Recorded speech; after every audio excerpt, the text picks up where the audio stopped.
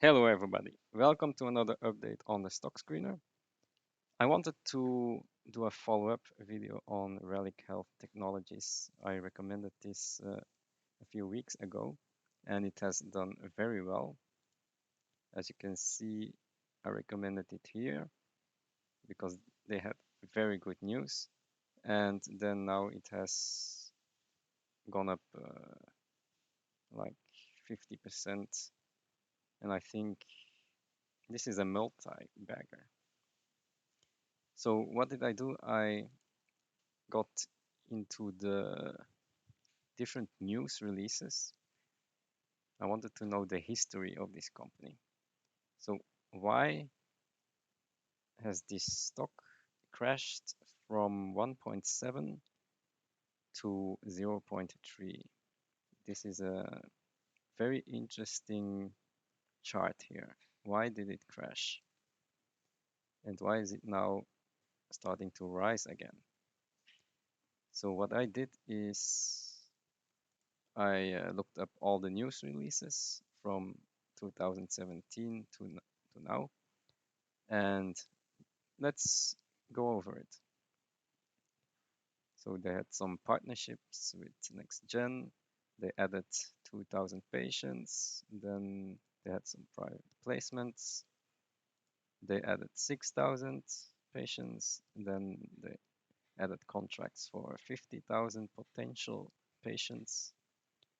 So in 2017-18, it sounds like they were doing the same as right now, adding more and more patients and have revenue the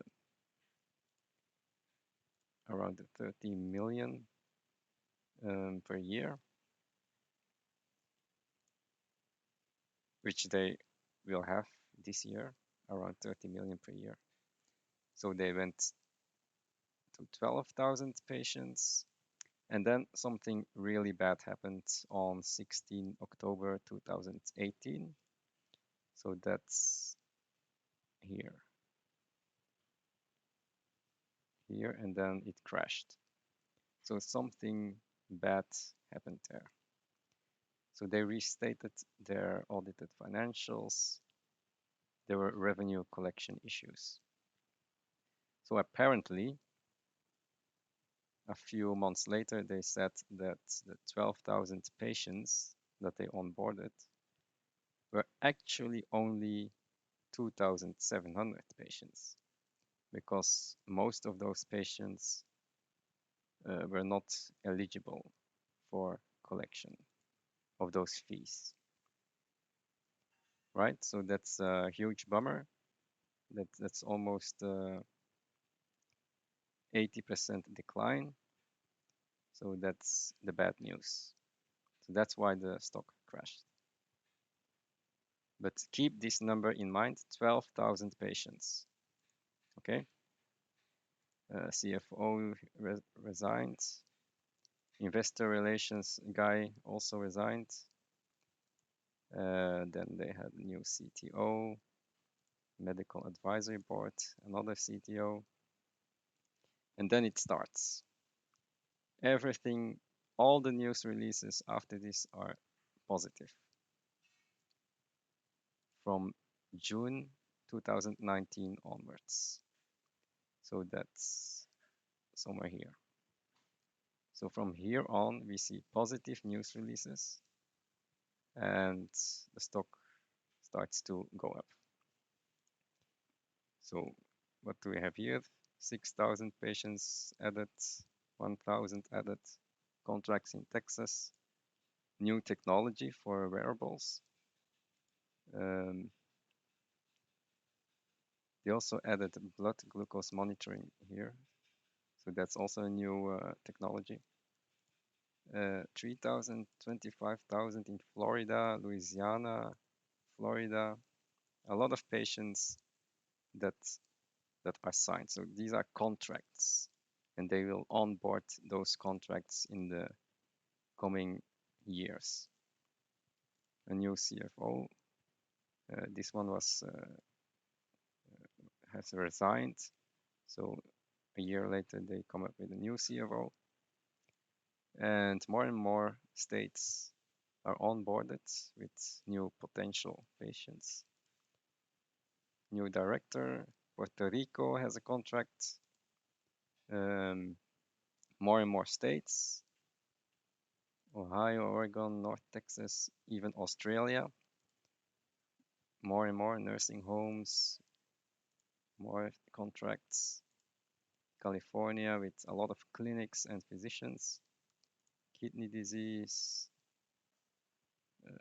Then they had this fast healthcare interoperability resources standard with a new CTO. So that also gives more patients, 27,000. Nigeria contract. Then, this is a very important one, a new bill that was going effective in September, which is next month. And that means that the patient eligibility doubles. So that's, I don't know how many patients, that's a lot of thousands of patients that are eligible. Then we keep going on, 4,000 new potential patients, HIV patients.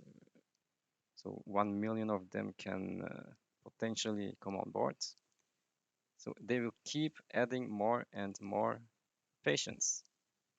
It's unbelievable. So what are the numbers now? So they say they will have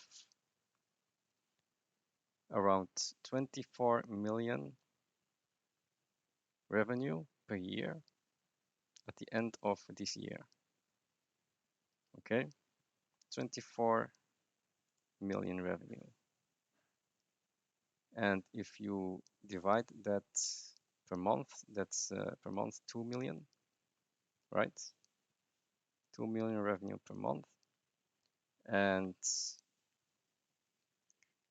2 million revenue per month per patient would be, let's say, 65 fee per patient. That's 0.03.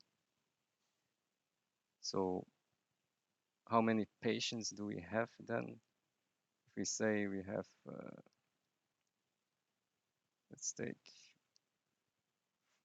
just take 40,000 patients time $50 per patient times 12 per year. Then we have our 24 million, right? So that's our 24 million revenue for 40,000 patients. So let that sink in, okay? Let that sink in. 40,000 patients will give us the 24 million in revenue, 24 million here. I can give you the evidence of that. Where's the evidence?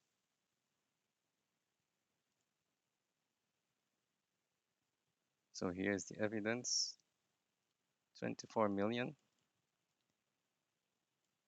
by December, okay? That's the evidence. So that means here we have 40,000 patients. Here on the top of this 2018, we had 12,000 patients, 12,000.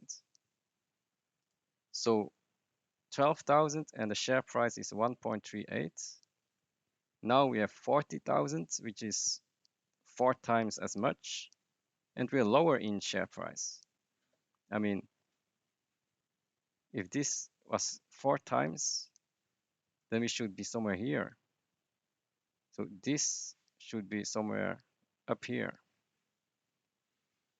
because we have more patients here than here, while the share price is lower than here. So this should already be double or triple the current share price. And we have not even onboarded all of these people here. That's, I think, 300,000 patients that will be onboarded in the coming years. So this should be here and should be going much higher in the coming years. So this is the thesis. 1 million HIV patients can be onboarded. That's more than these 300,000. I mean, they can just grow and grow and hire more and do more rollouts. This is easily a 10 bagger. Okay, and I'll see you in the next video.